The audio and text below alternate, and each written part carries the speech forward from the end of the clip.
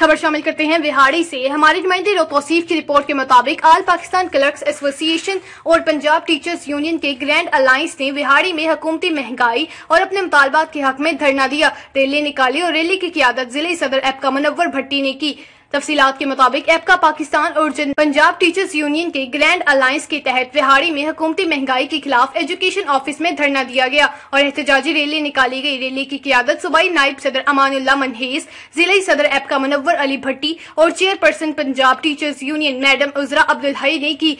सूबाई नायब सदर अमानुल्लाह मनहेज ने कहा कि हुकूमती महंगाई के तूफान ने आम आदमी का जीना महाल कर दिया। इसी तरह महंगाई ने एपका और टीचर्स की जिंदगी भी मुश्किल बना दी है। आज का एहतजाज और रैली भी इसी सिलसिले की एक कड़ी है।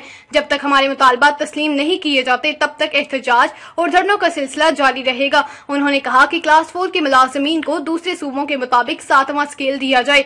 साथ ही शरीय 50% बुनियादी तनख्वाह के साथ हाउस रेंट लाहौर में मुलाजमीन के साथ मुताबिक दिया जाए। जिला सदर मुनव्वर अली भट्टी ने कहा कि हम ऐलान करते हैं 30 सितंबर तक हमारे कायदीन के साथ मुज़ाकरात किए जाएं। अगर मुतालबात और मुज़ाकरात न किए गए तो गवर्नर हाउस का घेराव किया जाएगा। पंजाब टीचर्स यूनियन की चेयरपर्सन उजरा अब्दुल हई ने कहा कि क्लर्क स्टाफ को फुल टाइम स्केल दिया जाए और रिटायरमेंट के साथ ग्रुप इंश्योरेंस मुकम्मल दी जाए। इस मौका पर जिला भर के क्लर्क्स और टीचर्स ने शिरकत की और मुतालबात के हक में नारेबाजी भी की।